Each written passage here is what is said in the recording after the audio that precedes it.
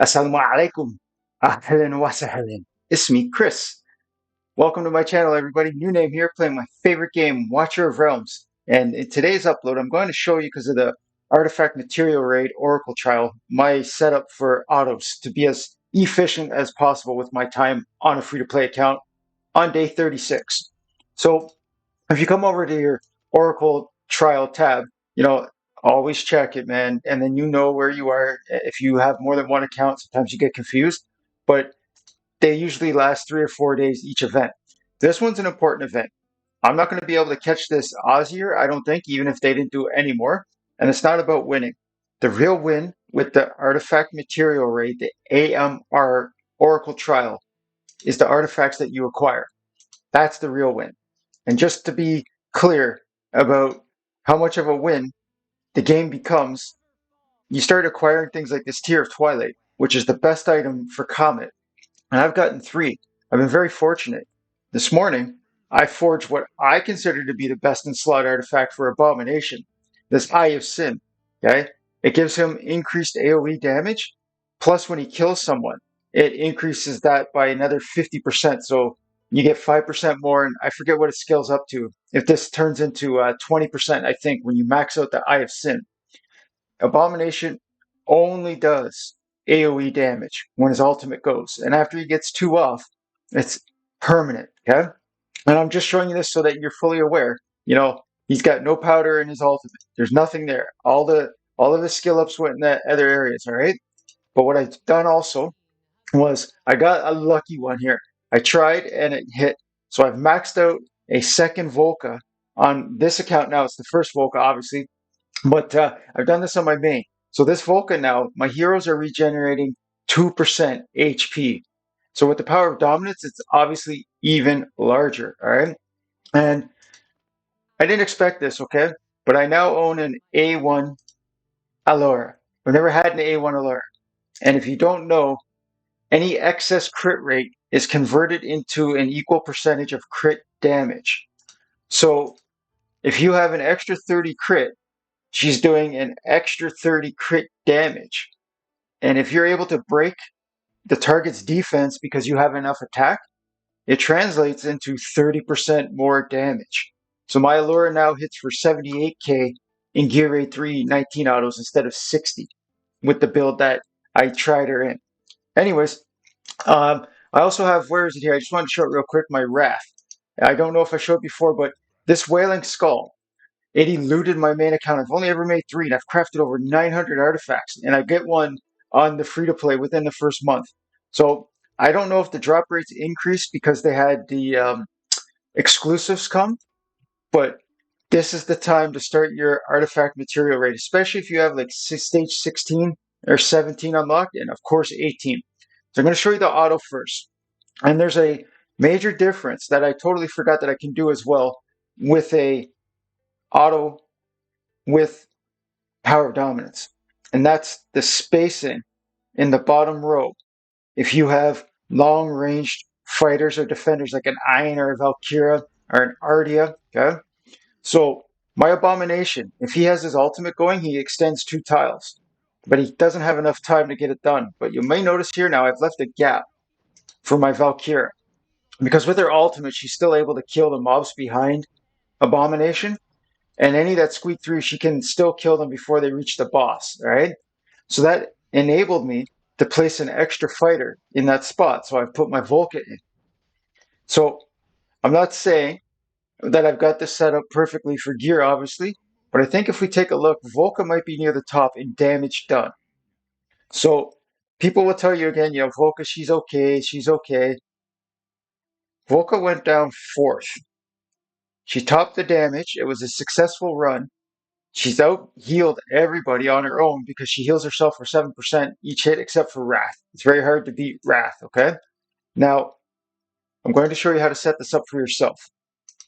If you have a similar lineup and possibility, this is the strategy until you get like a strong enough roster where you'd use like a Valyria to tank or some other fighter. Like if I put tank gear on my Volca, I'm fairly certain that she would be able to tank the boss, okay? So you'll notice here, I'll never place this hero Fishface Razak okay, in the top right corner line here. He's there because he provides 5% experience boost. He doesn't need to be deployed. He doesn't need Captain Reeve to bond skill. So any autos that you do anywhere in the game, promotion rate, anything, get Razak in your lineup. So first hero that goes down is going to be my Abomination. Then I'm going to wait until the boss is targeted by Abomination to completely drop my tank, okay? And it'll be on this foot, just before this right foot lands here. Abomination slightly turns, says, hey, what are you doing near me? Then you drop your tank. Next, I'm going to put in my Valkyra, which I really don't have to anymore because she's not needed to res anybody, but I like to get her going anyways. Her ultimate starts charging up real quick, okay? You can set this up obviously in different ways. I'm just showing you my safest 100%, it's never failed pattern. The next one is going to be Volca, because obviously she does amazing damage compared to my other heroes. And she's going to make sure everybody heals after this very first Annihilating Might. No, I forget what this skill is called here. But the boss is going to raise up his club here, that Murloc had Devastating Strike. Okay?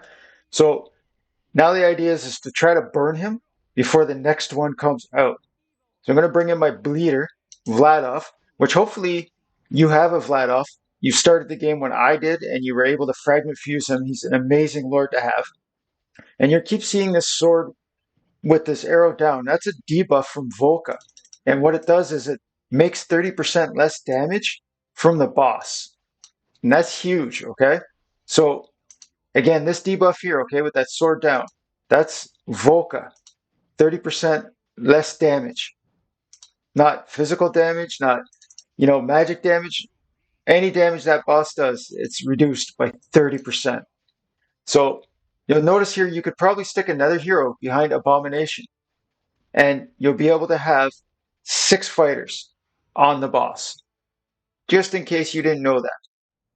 You can't really do that. Maybe you can if you haven't cleared Artifact Material Raid normally, but you need to kill those guys that spawn in the top right corners before you have the power of dominance, unless you have enough speed. Like if you have a bonded Silas and you stick them on that tile where you saw my Allura, you're more than likely not going to have too many issues.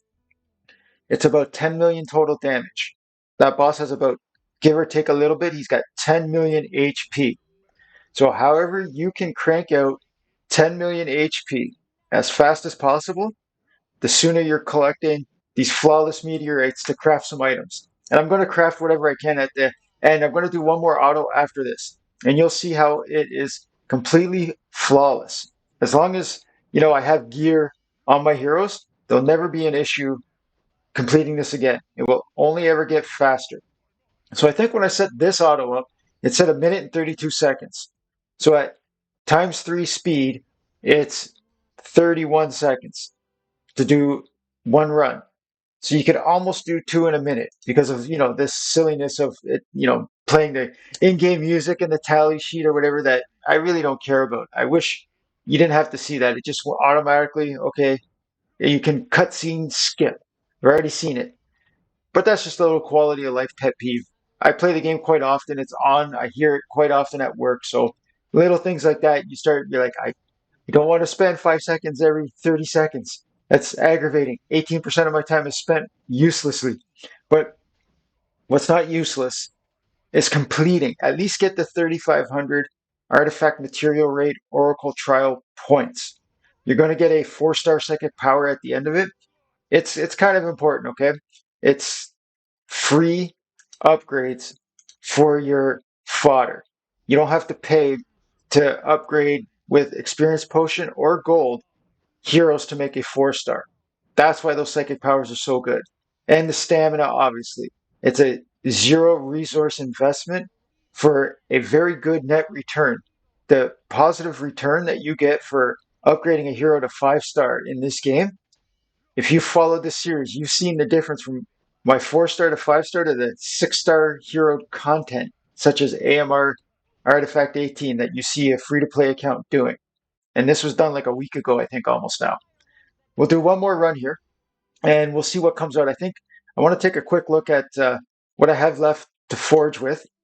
So maybe I'll do a few more. If you're really interested in doing this for yourself after this video, I have many other uploads showing how to clear it, free to play, not free to play, whatever, using Volca to tank, using Valyria to tank. There's so many ways and varied strategies to be successful in the game that I love, Watcher of Realms. And that's why I am obsessed with daily fun attempts at new content with the main account. And having a certain set of heroes obviously makes trying other things possible. This account, as you're noticing here, the roster is mostly free to play that's in, okay? Like Dagna, we all get, you know? Let's take a quick look at the stats here. Abomination, you can eventually fuse. Valkyra, I got fortunate. She was one of the summons that I had. Volca is storyline. Vladov was a fragment fusion. Wrath is on day 14. You're guaranteed to get a Wrath. Oleg, you can get as soon as you hit level 40. Allure, she's not doing anything, okay? I don't even have to put anyone up there. I could put Khamet up there. I could put Cuke up there, okay? But this is essentially a free-to-play lineup except for Valkyra. And I don't need her there anymore anyways. So we're going to go into the forge and we're try to forge 2 items. We'll see what comes out of here. I'm very excited. This account's been quite fortunate with the items that it's had. As I said, I'm not certain if there's been like a increase in the odds of mythic items dropping. And again, I'm still upset. Not upset, but wow, another mythic. So I don't think there should be the opportunity for epics to be crafted from Mythic Forge. This is so good, man. Wow, 2 for 2. That I'm telling you, there's something about the rates, and it must be from the exclusive Forge. And I don't read patch notes. I don't know if there was something that came above, or sorry, before this that said so. However, getting this tuning crystal, if you have like a AoE defender like Gon or Cyrus, the heals that come out of this thing for if you put them in damage set, absolutely massive. So that's Golden Scarab. I don't know. I've never used it. It might be good on like Dolores or Autumn. I don't know. Anyways, I wish you all the best of luck. Tomorrow is Friday. I've reset my pity, pulling with a blue. Oh, that's right. But I do have an opportunity with a divine because my Nightmare 2 max chest gave me a divine crystal this morning. I couldn't believe it. So, Orange, you glad it's Friday's coming tomorrow, man. And let's see where my pity is. So, essentially, I'm guaranteed at 1,000 summons the next Lego on the free to play account. Take care, everyone.